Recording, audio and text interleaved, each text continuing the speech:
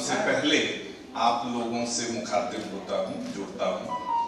जब आप सबको इस सभागार में इतनी देर से धैर्य से बैठे सुनते देख रहा था तो मुझे अपने पुराने दिन याद आ रहे थे। और कोई आज से 30-35 साल पहले की बात रही होगी। दिल्ली के विज्ञान भवन में एक भारत के राष्ट्रपति, मैं नाम नहीं लेना चाहता हूँ, उनका व्याख्यान था और लंच उनके व्याख्यान के बाद होना था। तो कोई 35 मिनट का जो हमें शेड्यूल दिया गया था उसमें 35 मिनट के व्याख्यान की बात थी। वो आए, उन्होंने कहा कि मैं वृद्ध हो चुका हूँ, वृद्धों के पास में बहुत सारी बातें कहने को होती हैं, परंतु मैं आप लोगों की भावना का सम्मान करते हुए अपनी बातों को सीमित करूंगा। तो वो 35 मिनट का व्याख्यान जब 1 घंटे 45 मिनट तक चलता रहा और हमारे लंच का समय बीत गया, तो हमारे हृदय पर और हमारे पेट पर क्या बीत रही थी ये मैं आपको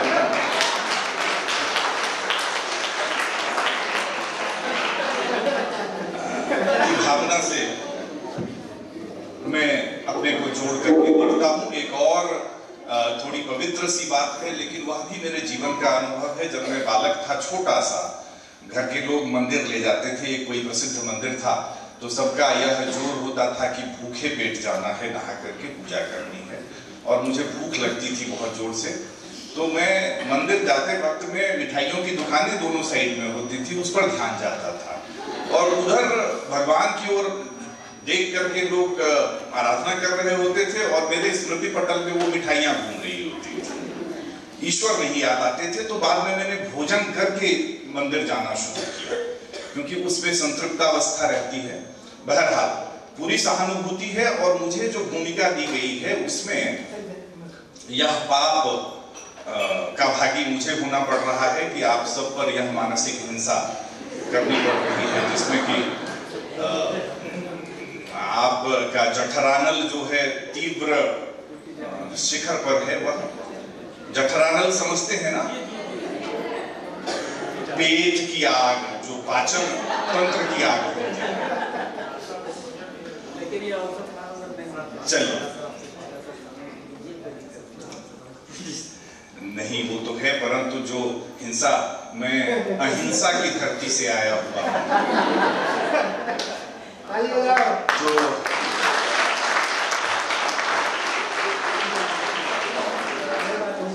सम्मानित मंच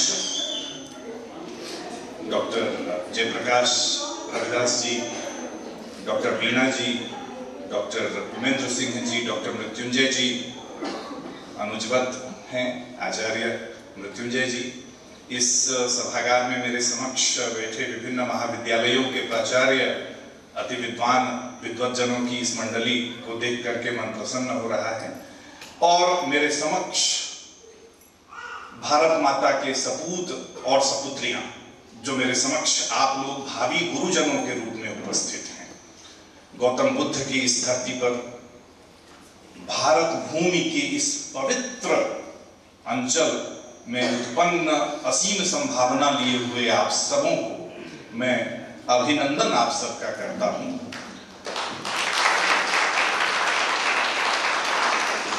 इस संस्था के सूत्रधार श्री मिथिलेश जी का, मनोज जी का, डॉक्टर अरविंद यादव जी का, प्रमोद जी का, सभी संकाय सदस्यों का, बहुतों का नाम मुझे मालूम नहीं, मैं पहली बार आया हूं यहाँ पर।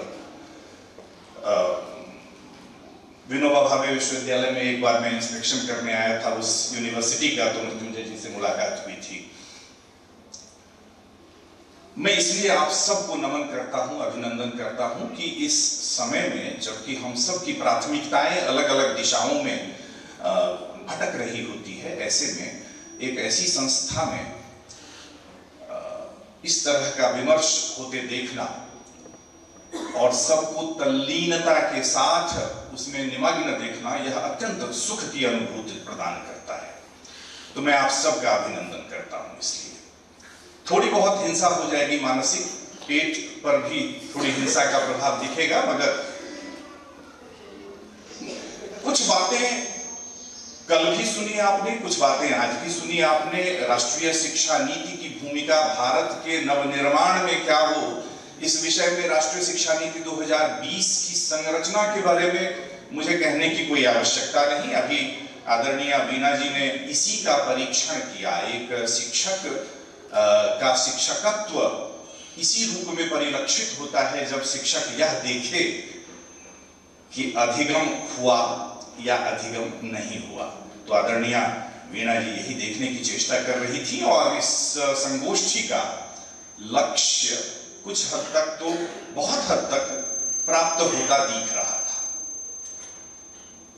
शिक्षक और विद्यार्थियों का संबंध भी बड़ा अटूट होता है। आज मैं जब रांची बिरसा मुंडा एयरपोर्ट पर उतरा तो मेरे एक शिष्य डॉक्टर विजय यादव, जो कि झारखंड सेंट्रल यूनिवर्सिटी में है, जब तक विलंब हो रहा था गाड़ी पहुंचने में, वो आ गए कि सर मैं भी चलता हूं आपके साथ में। हमारे एक शिष्य डॉक्टर बलदेव जी हैं हमारे साथ भी मौजूद, ये इसी झारखंड की भूमि से हैं और अभी अभी रांची विश्वविद्यालय से इन्होंने PhD अपना पूर्ण किया है और झारखंड राज्य सरकार को अपनी सेवा प्रदान कर रहे हैं। एक विद्यालय में यह शिक्षक हैं स्थायी रूप से। और इन्होंने कहा, जब मैंने कहा कि इतनी दूर जाने की आवश्यकता नहीं, तो इन्होंने कहा कि मैं आपको फिर से सुनना चाहता हूँ, बहुत दिनों के बाद।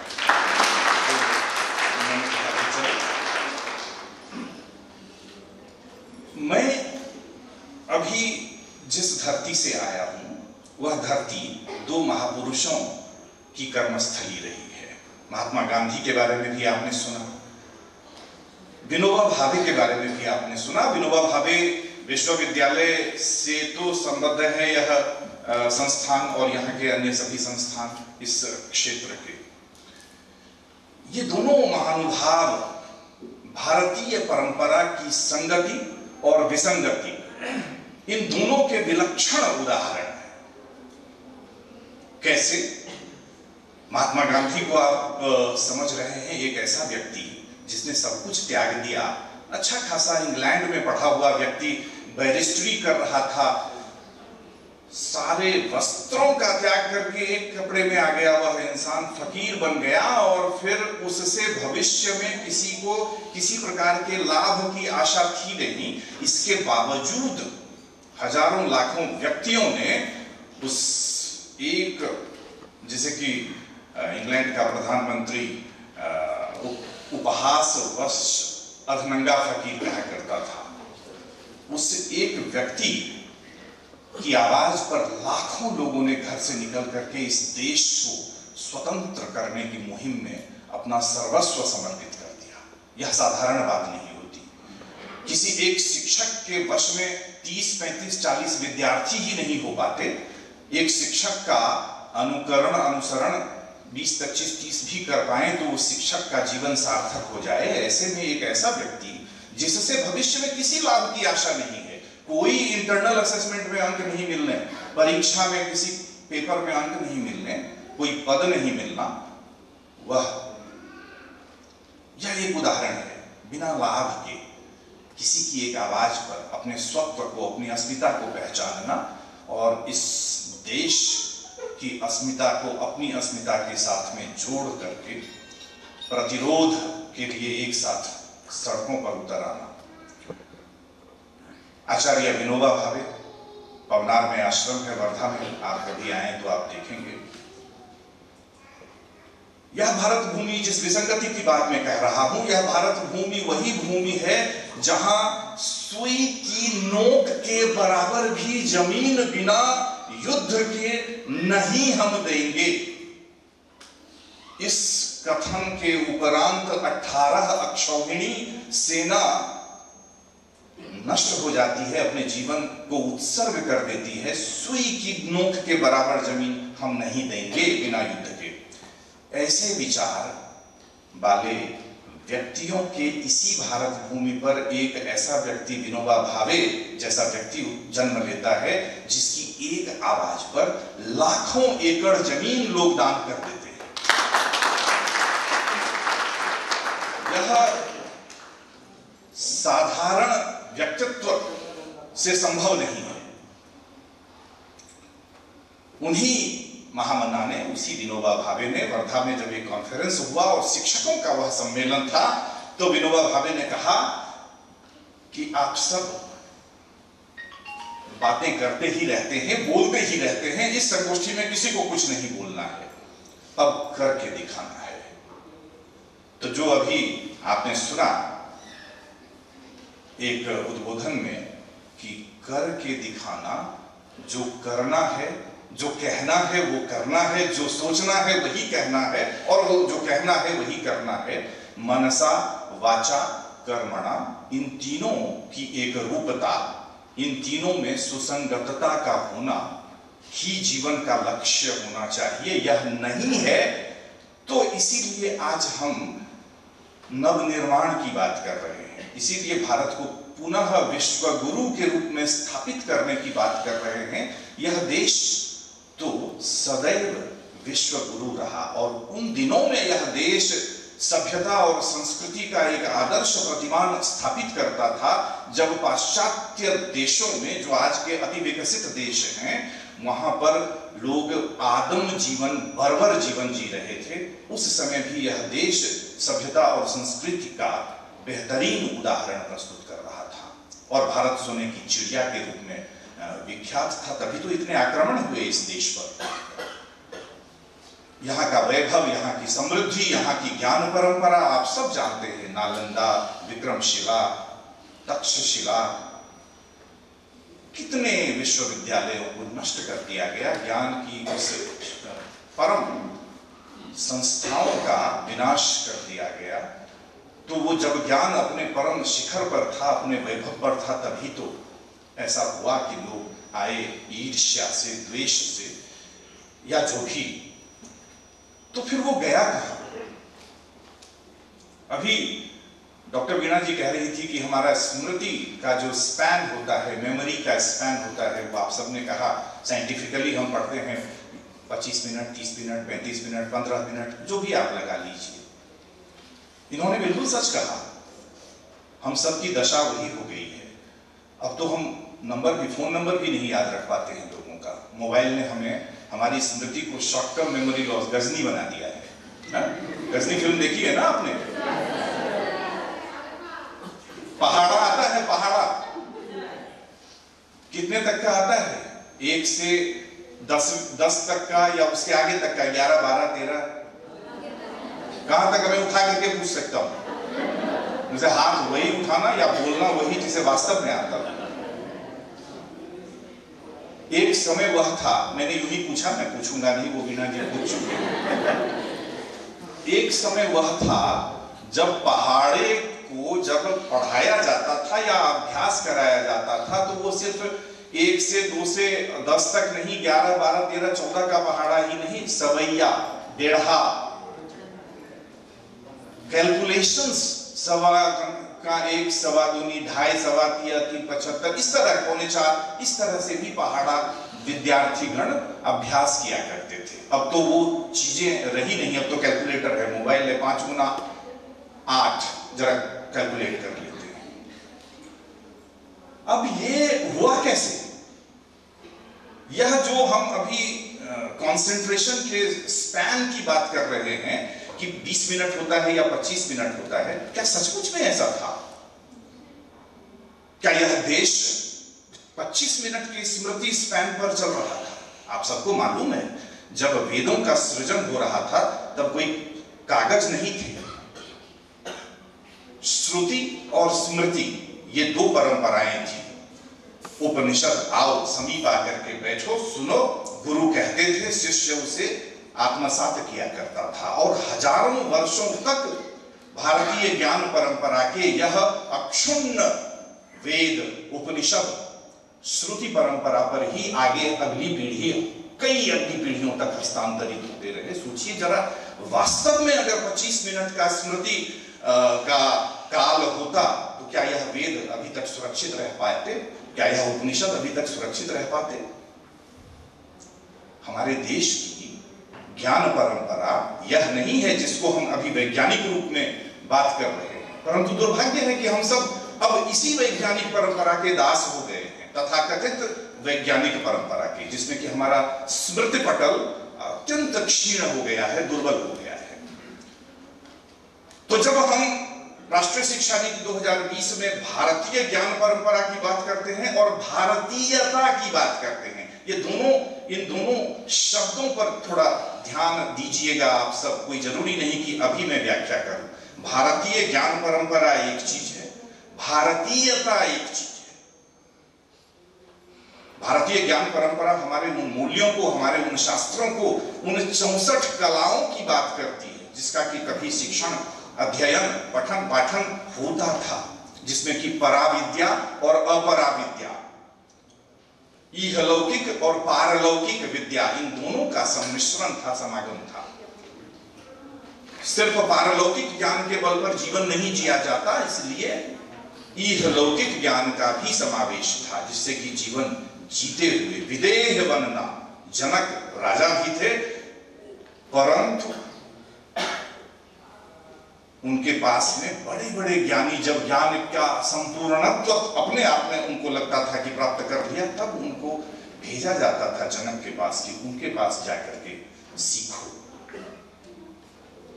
कई बार भ्रम भी होता था लोगों को कि ये क्या हमें ज्ञान देंगे, यह तो गार्हस्थ्य जीवन में रमे हुए हैं। परंतु वहां पर गार्हस्थ्य, सांसारिक और आध्यात्म, इन दोनों का सम्मिश्रण था, इन दोनों का समागम था। राजा जनक, अभी चर्चा की थी मृत्युंजय जी ने अष्टावक्र की, उस दरबार में सदैव शास्त्रार्थ होता था। कई बार शास्त्रार्थ गलत दिशा की ओर मुड़ जाता है, जिसका उदाहरण भी दिया। तो वो शास्त्रार्थ इसलिए होता था कि ज्ञान की परंपरा को अक्षुण्ण रखा जाए। यह एक अपने आप में, यह प्लेटफॉर्म भी ऐसा है जिसके माध्यम से कुछ विचार हम सबके मन में आ सके। कई बार विद्यार्थियों को यह लगता होगा कि क्यों इतनी चर्चा, क्यों इतना सुने, आवश्यकता क्या है। तो सारी चीजें सिर्फ परीक्षा में याद करके लिखने के लिए नहीं होती, कुछ तो होती है बातें जिससे कि हम अपनी अस्मिता को महसूस करते हैं, हम आत्मगौरव की उस भावना के साथ में जीवन जीते हैं, जिसके साथ कि वह छोटा सा अल्पायु बालक अष्टावक्र जब राजा जनक के दरबार में पहुंचता है और उसका द्वारपाल ही उसे अंदर नहीं प्रवेश करने देता, और तब वो अष्टावक्र उस द्वारपाल को नसीहत देता है, नहार्येण पलितेन वित्तेन न बंधुभे ऋषयश्च क्रीडे धर्मं यो नुचान सन्नु महान। उम्र से, बाहुबल से, पके हुए बालों से, धन से, संपदा से कोई महान नहीं होता, कोई बड़ा नहीं होता। महान तो वह है जिसने कि मनुष्यों के द्वारा सर्जित उस ज्ञान को आत्मसात किया है।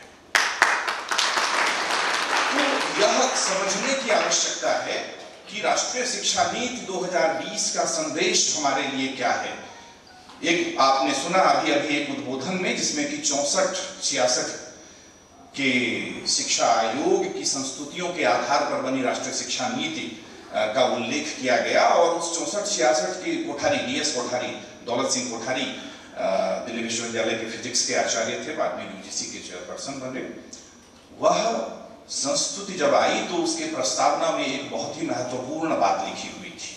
मैं उसका उल्लेख प्रायः अपने विद्यार्थियों के बीच में करता हूं, और वह वाक्य था, The destiny of a nation is shaped in its classroom.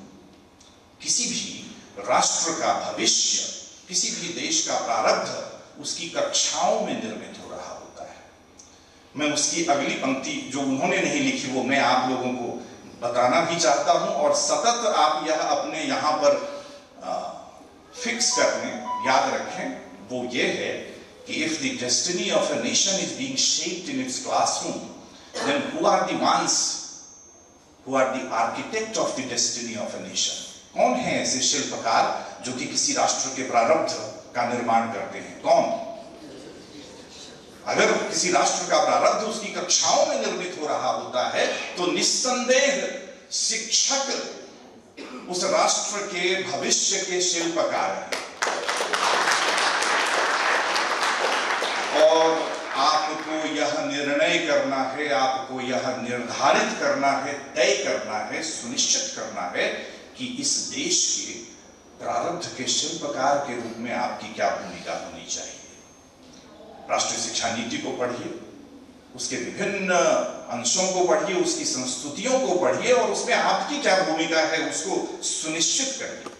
सैद्धांतिक रूप से नहीं, मैं तो उस छोटी चिड़िया का उदाहरण अक्सर देता हूं कि जब जंगल में आग लगी थी, लोग आग बुझाने की चेष्टा कर रहे थे, एक छोटी सी चिड़िया बूंद अपने चोंच में, उसे ज्यादा पानी नहीं आता, वो लाती थी, उड़ करके एक बूंद गिरा देती थी, फिर चली जाती थी। लोग हंसने लगे कि तुम्हारी चोंच में एक बूंद पानी आता है, उससे ये जंगल और इस जंगल की आग कभी राहत मिलेगी? तो चिड़िया ने कहा कि निश्चित रूप से मुझे पता है कि मेरे चोंच में लाए गए उस एक बूंद पानी से जंगल की आग बुझने वाली नहीं है, परंतु मैं जितना कर सकती हूं उतना तो मैं अवश्य करती हूं। तो इस देश का भविष्य अकेले आप नहीं निर्धारित कर सकते, निर्मित कर सकते, यह तय है, लेकिन इस देश के भविष्य की निर्मिति में उसी एक बूंद जल के समान अगर आपकी एक इतनी सी भूमिका है, तो अगर उसका निर्वहन आप करेंगे और अगर वैसी ही सोच के साथ में सभी अपनी अपनी उस अंश मात्र भूमिका का निर्वहन ईमानदारी से करेंगे, तो बूंद बूंद से सागर बन जाता है। यह सोचने की बात है कि हम एक शिक्षक के रूप में किस प्रकार अपनी भूमिका का निर्वहन करें। पॉलो फ्रेरे का नाम पता नहीं आपने सुना होगा या नहीं सुना होगा। पॉलो फ्रेरे एक ब्राजीलियन एजुकेशनिस्ट हुए अपने समय के, बड़े ही रेडिकल विचारधारा के साथ में। एक बड़ी मशहूर, बहुत ही प्रसिद्ध उनकी किताब पेडागॉजी ऑफ द ऑप्रेस्ड है, उत्पीड़ितों का शिक्षा शास्त्र। उन्होंने बड़े विस्तार से उसमें विवरण दिया है कि किस प्रकार कक्षाओं में भी उत्पीड़न की प्रक्रिया चल रही होती है, शिक्षक छात्रों का उत्पीड़न किस प्रकार कर रहा होता है। बहरहाल मैं उस किताब का उल्लेख नहीं करूंगा। मैं पॉलो फ्रेरे की एक दूसरी पुस्तक आप लोगों को पढ़ने के लिए भी कहूंगा, अगर संभव हो, फ्री में उपलब्ध है गूगल पर, आजकल गूगल पर सब कुछ उपलब्ध है। उस पुस्तक का नाम है टीचर्स एज कल्चरल वर्कर्स, और उस पुस्तक का चौथा अध्याय विशेष करके महत्वपूर्ण है, क्योंकि उस चौथे अध्याय का नाम है, शीर्षक है, I came into teacher training programme because I had no other option. सुना आपने क्या मैंने कहा? I came into teacher training program because I had no other option. मेरे पास कोई विकल्प नहीं बचा था, इसलिए मैं यह टीचर ट्रेनिंग करने आया।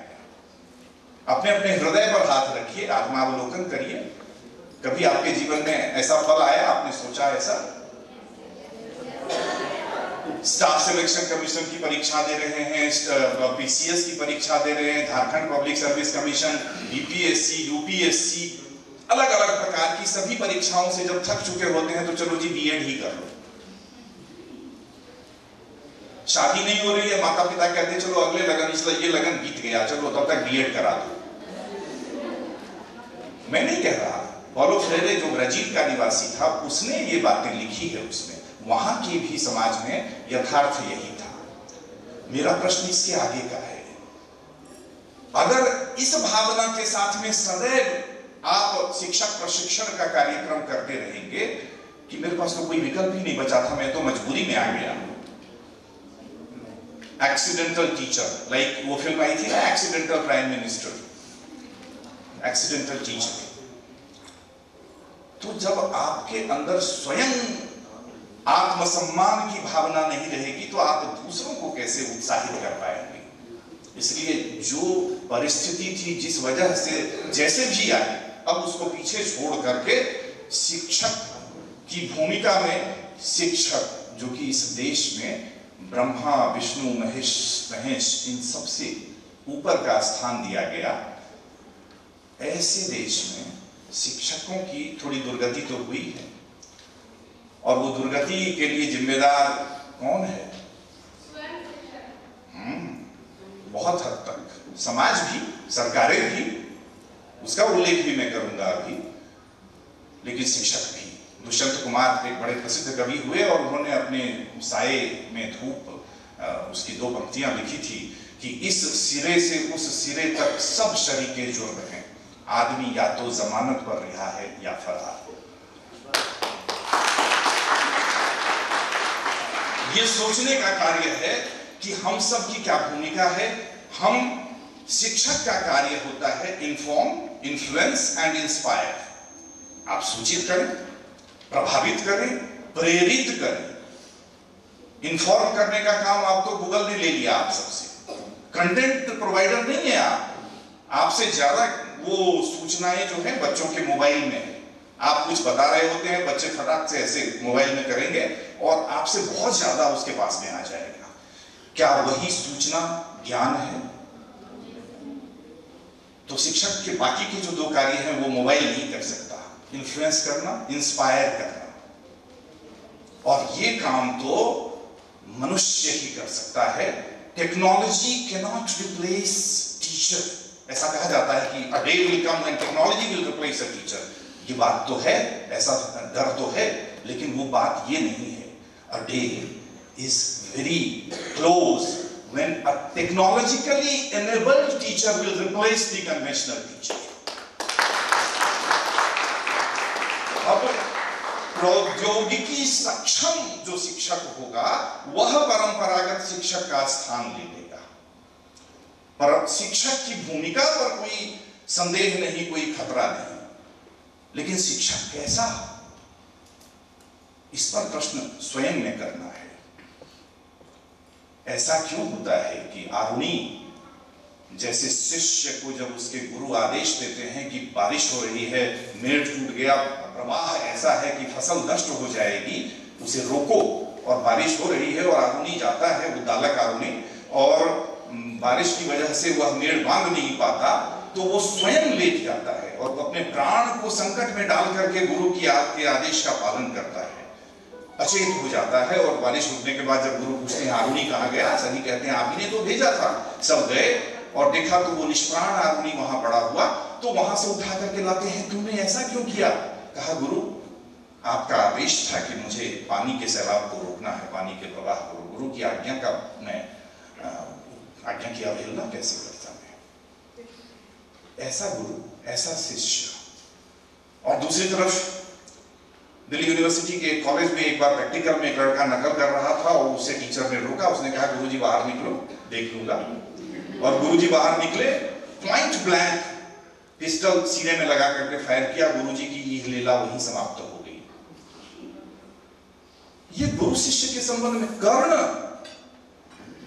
और परशुराम का गुरु शिष्य संबंध, जहां कर्ण अपने महाभारत की कथा में पढ़ा होगा कि वह जहरीला कीट जब काट रहा था और कर्ण विचलित हो रहा था, परंतु गुरु उसके गोद में सिर रखे सो रहे थे, तो उसे लगा कि अपने गुरु की नींद में व्यवधान कैसे उत्पन्न होने दूं, तो उसने स्वयं में वो कष्ट सहना स्वीकार कर लिया। परंतु यह परिस्थिति बदली कैसे? मैं बार बार कहीं भी बोलता हूं तो अपने एक मेरे गुरु, कई गुरु रहे जीवन में, यहां से लेकर के एक छोटे से शहर से लेकर के और लंदन यूनिवर्सिटी तक या फिर अमेरिका तक, अलग अलग दिल्ली विश्वविद्यालय, जामिया, जो भी अलग अलग शैक्षिक संस्थाएं रही। परंतु मुझे अपने 10वीं के दिनों के गुरु श्री रामशरण यादव जी कभी नहीं भूलते। रसायन शास्त्र के वो अध्यापक थे और 10वीं, हमारे जमाने में 15 विषयों की परीक्षा पास करनी होती थी। आप लोगों के जमाने में 5 विषय की परीक्षा होती है। तो उसमें केमिस्ट्री में कठिनाई हो रही थी। हम गए उनके पास, हमने कहा कि गुरुजी ये तकलीफ है, इसमें समझ नहीं आ रहा। तो उन्होंने कहा मेरे पास समय नहीं है। मैंने कहा पर पढ़ाना तो है, अन्यथा आपके बच्चे तो फेल कर जाएंगे। कहा कि ये नहीं होने दूंगा। मैंने कहा तो कब? हम 2-3 थे। तो कहा कब आऊं? तो कहा 3 बजे। मैंने कहा सर 10 से 4 बजे तक की तो कक्षा होती है। तो कहा नहीं, 3 बजे का मतलब 3 बजे दोपहर नहीं, 3 AM। अब इलेक्ट्रिसिटी होती नहीं थी। 3 बजे हम जाते थे, 3-4 विद्यार्थी लालटेन जलाते थे, आधा घंटा वो दौड़ लगाते थे, ग्राउंड था उनके आगे, हम भी दौड़ लगाते थे और उसके बाद में बैठते थे और सूर्योदय होने तक अनवरत हमें पढ़ाते थे। ट्यूशन क्या फीस क्या थी मालूम है? कुछ नहीं, आशीर्वाद और हमारी सद्भावना। पैसा बिल्कुल नहीं लेते थे। जरा आप में से कोई भी अपने अंतःकरण को टटोलिए। 3 बजे सुबह में जब मुलायम से तकिए पर बाएं या दाएं करवट लेकर के अच्छी नींद ले रहे होते हैं, उस वक्त में अगर कोई कहे आकर के कि सर मैडम ये नहीं समझ में आ रहा, जरा बता दीजिए, घर की घंटी बजा दे, तो जो आयुध आपके हाथ में होगा वही प्रहार कर डालेंगे।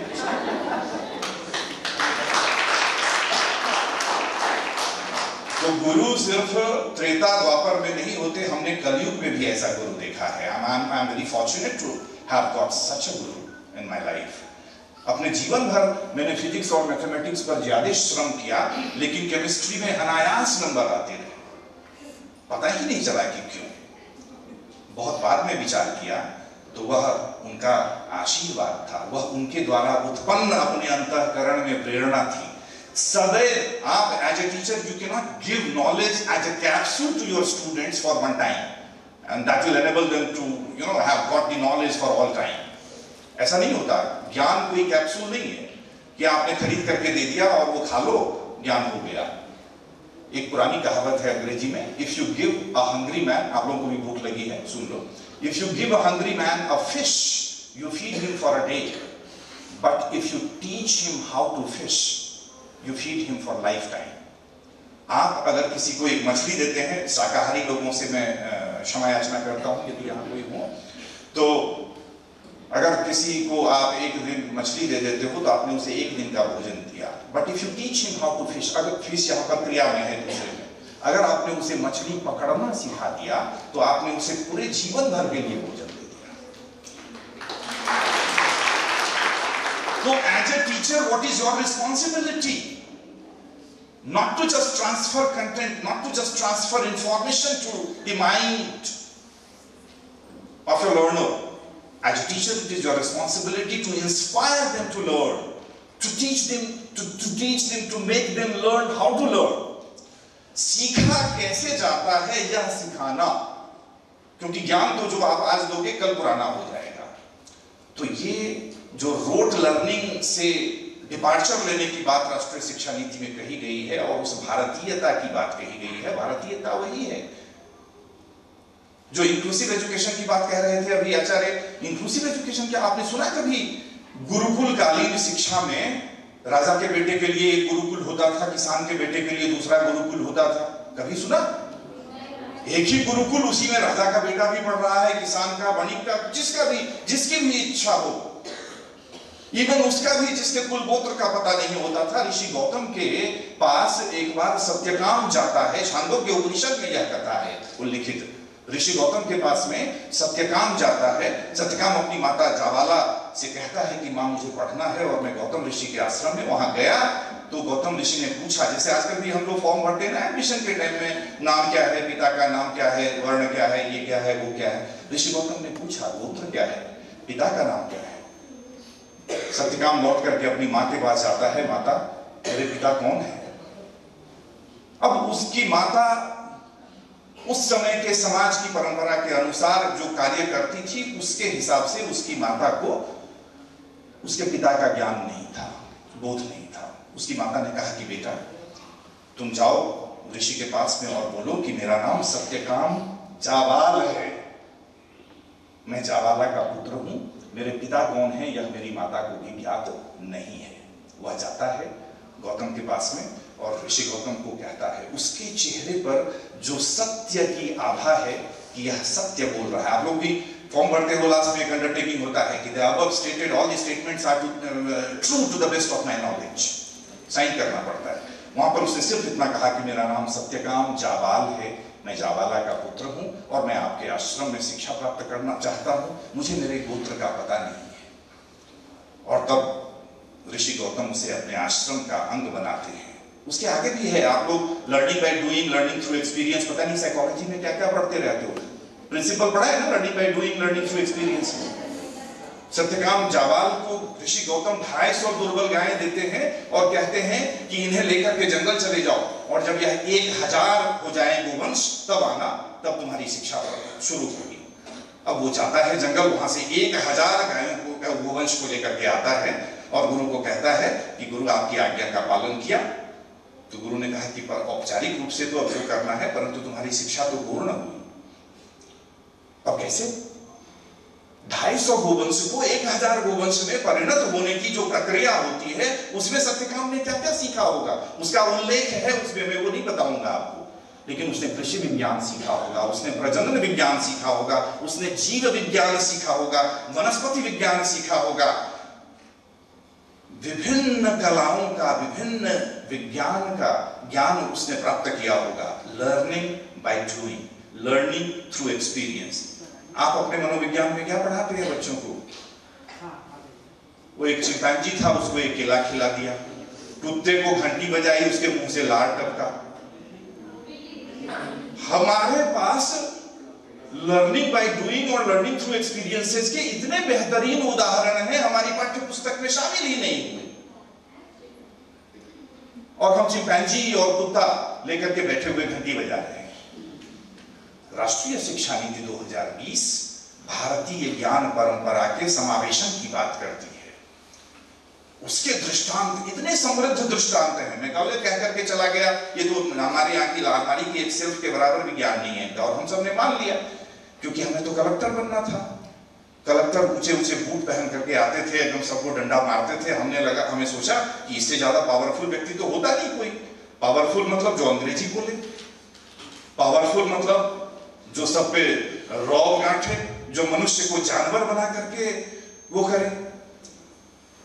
हमने मनुष्य को जानवर बनाना तो कभी सीखा ही नहीं। हमने तो आत्मवत् सर्वभूतेषु यः पठेति स पंडितः की भावना का सूत्रपात भी किया और उसको अंगीकार करने की बात की।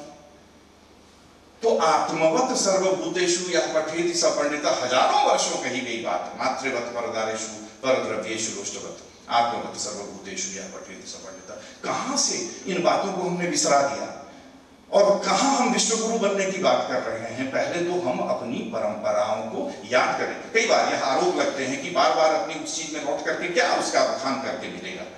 बखान, सिर्फ बखान ही करते रहे तो वह बात उचित नहीं, लेकिन उससे कुछ तत्व प्राप्त करें, उससे प्रेरणा हासिल करें और तब उसको अपने जीवन में अंगीकार करें। अतीत इसलिए होता है कि अतीत के सबक को हम अपने वर्तमान के साथ जोड़कर भविष्य की पीढ़ी को बनाएं, विकसित करें।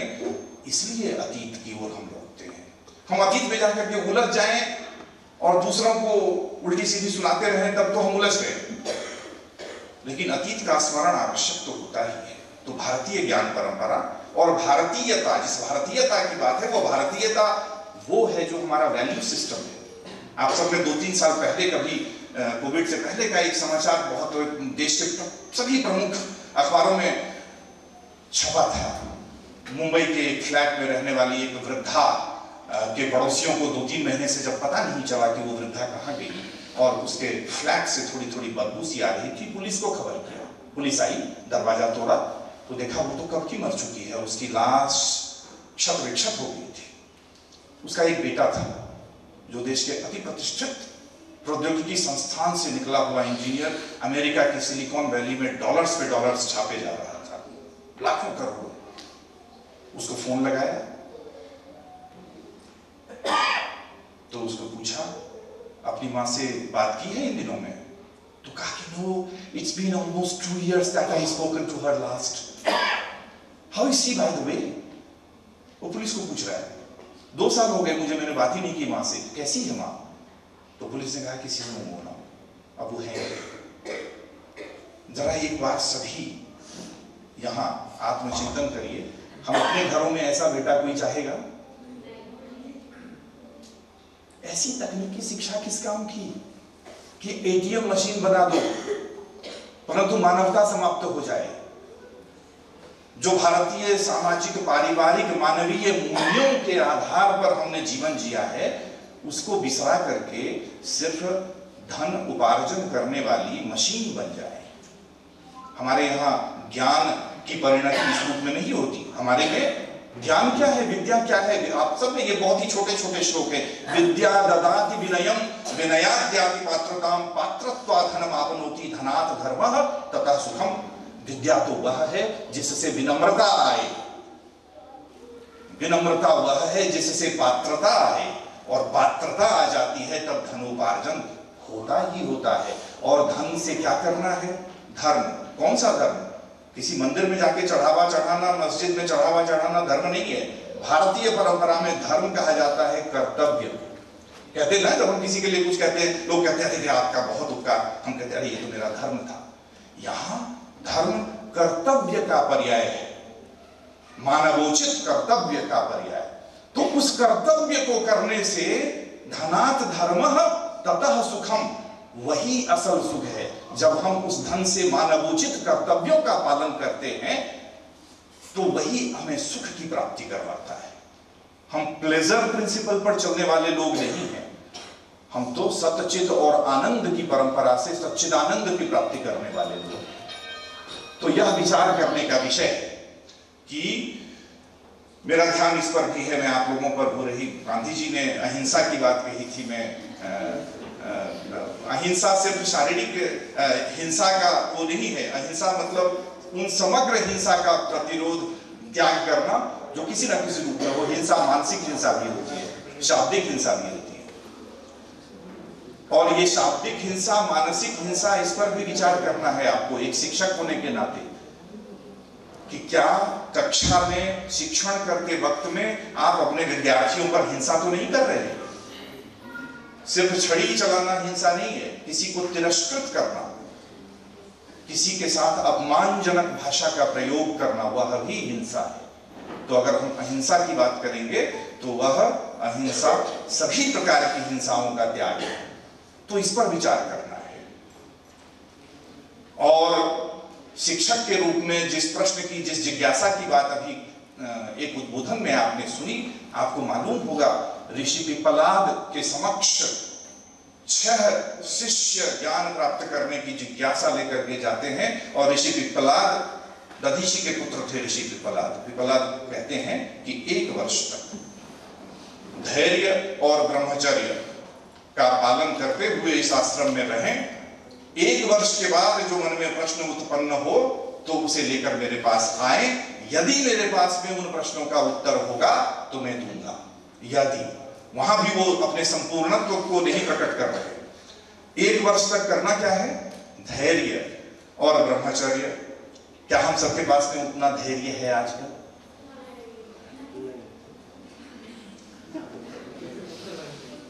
तो 1 वर्ष तक वो धैर्य का पालन करते हुए आते हैं और फिर अपने अपने प्रश्न रखते हैं और उन प्रश्नों का उत्तर पिप्पलाद देना शुरू करते हैं। 6 शिष्यों के प्रश्नों से जो शास्त्र बनता है उसे भारतीय ज्ञान परंपरा में कहा गया प्रश्नोपनिषद। जो जब भी आप उपनिषद 108 उपनिषदों की सूची में देखेंगे, कोई श्रेणी नहीं हम कहते उसे, लेकिन 4थे स्थान पर उसे पाएंगे। बड़ा ही महत्वपूर्ण स्थान दिया गया है प्रश्नोपनिषद को। भारतीय ज्ञान परंपरा में प्रश्न का इतना महत्व है। भारतीय ज्ञान परंपरा में महाभारत का युद्ध छिड़ गया था, अब शुरू होने वाला था। कौरव पांडव एक दूसरे पर प्रहार करने वाले थे। उसी बीच में अर्जुन के मन में एक प्रश्न उत्पन्न होता है और अर्जुन कृष्ण से वो प्रश्न करते हैं। और कृष्ण महाभारत के युद्ध को उतनी देर के लिए टालते, कहानी युद्ध तो बाद में होगा, पहले तुम्हारी शंका का निराकरण करें। प्रश्न भारतीय ज्ञान परंपरा में इतने महत्वपूर्ण है। भागवत गीता का सृजन उस उद्बोधन से होता है और वहां पर वो गुरु की बात जब होती है, एक स्वस्थ संतुलित व्यक्तित्व की बात होती है, जो कि हम सभी शिक्षकों से अपेक्षित है। अभी कल परसों में टीवी पर कहीं स्क्रॉल हो रहा था, दिल्ली में एक शिक्षिका ने 5वीं क्लास में एक छात्रा को उठा करके 5वीं मंजिल से फेंक दिया नीचे। तो क्या वो शिक्षक गुरु ब्रह्मा, गुरु विष्णु, गुरु देवो महेश्वरा की श्रेणी में आएगा? यह विचार करना है। भगवान कृष्ण जब अर्जुन को कहते हैं कि स्थिर चित्त हो, यानी प्रजहाति यदा कामान सर्वान पार्थ मनोगतान आत्मन्येव आत्मना तुष्टः स्थित प्रज्ञस्तदुच्यते। जब आत्मन से आत्मा तुम्हारी संतुष्ट हो जाए, यदा संहर्ते चायं पूर्वोंगानि सर्वशः इंद्रियाणि इंद्रियार्थेभ्यस्तस्य प्रज्ञा प्रतिष्ठिता। जब कछुआ जिस प्रकार से अपने समस्त अंगों को अपने में सिकोड़ लेता है, उसी प्रकार से जब अपनी कामनाओं, वासनाओं से अपनी इंद्रियों को अंतस्तल की ओर कर लोगे, तब तुम स्थिर चित्त कहलाओगे, स्थित प्रज्ञ कहलाओगे। शिक्षक यदि भी मानते हैं कि शिक्षक को सब कुछ बनना है, स्थित प्रज्ञ भी बनना है, ब्रह्मा भी बनना, विष्णु भी बनना, और आजकल तो सरकारें शिक्षक को स्पाइडरमैन भी बना रही हैं। स्पाइडरमैन समझते हो ना? कितनी गति से स्पाइडरमैन एक जगह से दूसरी जगह जाता है। तो शिक्षक को राशन कार्ड बनाने के लिए भी जाना है, शिक्षक को फोन को करवाना है, शिक्षक को मिड डे मील की व्यवस्था करनी है, पढ़ाई के सिवा शिक्षक को सब कुछ करना है। यह स्थिति क्यों आई? हम राम राज्य की बात करते हैं। मैं अब अपने उद्बोधन को विराम की ओर ले जा रहा हूं। जब हम ऐसी समस्त शिक्षा नीतियों से राम राज्य को स्थापित करने की बात करते हैं तो जरा यह विचार करें कि, और विश्व गुरु बनाने की बात करते हैं तो यह विचार कर ले कि राम राज्य में गुरु कैसे होते थे। गुरु वशिष्ठ, गुरु द्रोणाचार्य, गुरु विश्वामित्र, क्षमा करें, गुरु विश्वामित्र, गुरु वशिष्ठ, गुरु वाल्मीकि। जहां पे राजभवन का सुख छोड़ करके श्री राम और सीता यह निर्णय लेते हैं कि लव कुश गुरु वाल्मीकि के पास पढ़ेंगे, वहां गुरु वाल्मीकि के सामाजिक पारिवारिक पृष्ठभूमि को नहीं देखा जाता। और जब गुरु राज दरबार में प्रवेश करते हैं तो राजा उतर करके गुरु के चरण पद प्रक्षालन करते हैं, पैर धोते हैं। ऐसा था गुरु का स्थान। आज के गुरु का क्या स्थान है? डिस्ट्रिक्ट एजुकेशन ऑफिसर उधर से डांट देता है, खबरदार इधर नहीं आना है, जोर से कैसे बोला। बड़े बड़े गुरु और भी बड़ा बड़ा पुनीत कार्य करते हैं, राजाओं के पीछे पीछे भाग रहे हैं, महाराज मुझे ये पद दे दीजिए, वो पद दे दीजिए, जो करना है वो करवा लीजिए। गुरु जब उस गुरुत्व से नीचे आएगा, गुरु का गुरुत्व केंद्र जब अपनी जगह से हिल जाएगा तो गुरु गुरु नहीं रहेगा। तब वो विश्व गुरु बनाने की बात हम सपने में भी नहीं सोच सकेंगे। मैं यहां पर लाकर के विराम दूंगा। जब विनोबा भावे की बात मैंने कही, आचार्य विनोबा भावे की, आप कभी वर्धा अगर आए, वर्धा बुनियादी शिक्षा योजना के लिए, नई तालीम के लिए जाना जाता है। आप सब जानते हैं शिक्षा शास्त्र के अध्येता, बुनियादी शिक्षा योजना की शुरुआत वहीं से हुई थी। वो आश्रम, सेवाग्राम आश्रम, आनंद निकेतन विद्यालय का वह परिसर अभी भी उसी अवस्था में मौजूद है। अभी भी वहां के विद्यार्थी वही सब लर्निंग बाय डूइंग 3H के प्रिंसिपल पर काम करते हैं, हैंड, हेड एंड हार्ट, वो सारे कार्य। तो वहां पर विनोबा भावे ने जब महात्मा गांधी का अनुकरण करना स्वीकार किया, उनके घर वालों को इच्छा हुई, तुम तो चले थे थोड़े दिन के लिए वर्धा गए थे, यहां तुम अब कह रहे हो अब तो मैं यहां से हिलूंगा ही नहीं। तो विनोबा भावे अपने परिवारजनों को एक पत्र लिखते हैं और उन्होंने लिखा, वो पत्र वहां पर फ्रेम कराया हुआ मौजूद है। बहुत सी बातें हैं पर उसमें जो एक बात मेरे चर्चा करने का है, यहाँ पर उसका उल्लेख करता हूं। विनोबा भावे ने लिखा कि अब तक अपने जीवन में जितने भी लोगों से मैं मिला, उसमें से यह मोहनदास करमचंद गांधी ही मुझे ऐसे व्यक्ति मिले जिनके मन, वचन और कर्म में बहुत हद तक मुझे एक रूपता दिखाई दी, और इसलिए मैंने इनका अनुकरण करना स्वीकार किया है। शिक्षक ऐसे नहीं बनते, शिक्षक को बहुत त्याग करना पड़ता है। आप गौतम बुद्ध, भगवान महात्मा बुद्ध के नाम से युक्त संस्था के विद्यार्थी हैं। गौतम बुद्ध कब हुए? सिद्धार्थ नामक वह राजकुमार गौतम बुद्ध के रूप में कब परिवर्तित हुआ? जब उसने सभी चीजों का, जो उसके पास में भौतिकता थी, सबका त्याग कर दिया। मैं ये नहीं कहता कि कल से आप भी वही करके निकल जाओ अपने धर्म से। आप विदेह बनो, राजा जनक बनो, गार्हस्थ्य जीवन में रहो, सभी सांसारिक सुखों का भोग करो, पर महात्मा गांधी की बात को भी याद रखो। महात्मा गांधी ने कहा कि प्रकृति में मनुष्य के लिए अपार प्रचुर मात्रा में संसाधन मौजूद हैं, परंतु जब हमारी नीड से ज्यादा हमारी ग्रीड हो जाती है, हमारी आवश्यकता से अधिक जब हमारा लालच बढ़ जाता है, तब दुनिया की समस्त संपदा मनुष्य के लिए कम पड़ जाएगी, और तब तक गरीबी कभी नहीं हटेगी, तब तक विषमता कभी नहीं हटेगी, क्योंकि हम संचय करने के समय में पागल हो जाते हैं और फिर हम सारे सिद्धांतों नीतियों को उधर उधर कर देते हैं। भारतीय ज्ञान परंपरा तब तक नहीं आएगी, भारतीयता का वास तब तक नहीं होगा जब राष्ट्रीय शिक्षा नीति को हम इस नजरिए से न देखना शुरू करें। तो बहरहाल बहुत सी बातें कल भी कही गई है, बहुत सी बातें अभी भी कही जाएंगी। आप सब पिछले 2 साल से या 3 साल से हम लोग जब से लगे हुए हैं भारतीय राष्ट्रीय शिक्षा नीति के निर्माण और उसकी व्याख्या करने में, तो बहुत सी चर्चाएं हुई हैं, असंख्य संगोष्ठियां, सम्मेलन हुए हैं, वेबिनार हुए हैं, परंतु जब तक उसको आप आत्मसात नहीं कर लेते, जब तक मन वचन और कर्म में एक रूपता नहीं आ जाती, जब तक चिड़िया की चोंच में एक बूंद पानी लेकर के आग बुझाने की भावना नहीं हो जाती, तब तक कुछ नहीं होगा। भारतीय ज्ञान परंपरा में विश्व गुरु आप वैसे नहीं बन पाएंगे। हमारी परंपरा को याद करिए। परोपकाराय फलन्ति वृक्षाः, परोपकाराय वहन्ति नद्याः, परोपकाराय दुहन्ति गावः, परोपकारार्थम इदं शरीरम। यह शरीर परोपकार के लिए है। वृक्ष में फल फलते हैं, वो वृक्ष अपना फल स्वयं नहीं खाता, नदियां अपना पानी स्वयं नहीं पीती, गायें अपना दूध स्वयं नहीं पीती। सब मनुष्य के कल्याण के लिए है। हम शिक्षकों को गौरवान्वित होना चाहिए कि हमारे पास परिस्थिति ने एक ऐसा अवसर दिया है, जीवन एक ही बार मिलना है, एक ऐसा अवसर दिया है कि हम दूसरों के जीवन को भी सुखद अनुभूति प्रदान कर सकते हैं। एक फिल्म तो हमारे पता नहीं आजकल की जो फिल्में आती हैं उसमें तो गाने अजीब अजीब टाइप के होते हैं। वो पता नहीं आप लोगों ने भी सुना होगा, जिसको डांस नहीं करना वो जाकर अपनी भैंस चराओ, है ना? है? हमारे जमाने के गाने थोड़े अलग होते थे। हमारे जमाने के गाने होते थे, मधुबन खुशबू देता है, सागर सावन देता है, जीना उसका जीना है जो औरों को जीवन देता है।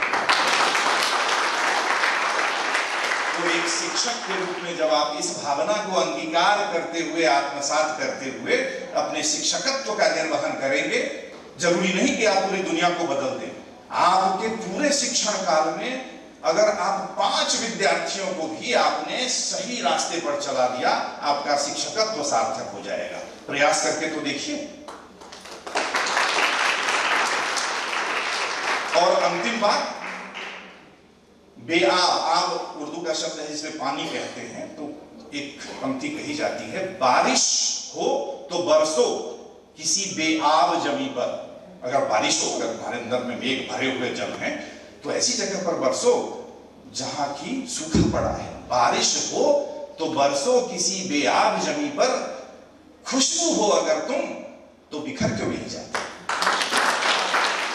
आप सबका बहुत बहुत धन्यवाद, इस संस्था का बहुत बहुत धन्यवाद। आप सबने धैर्य से सुना और मुझे इतनी दूर से बुला करके इस भूख की बिलबिलाती अतड़ियों के बावजूद आप सबने सुना, इसके लिए आप सबका साधुवाद।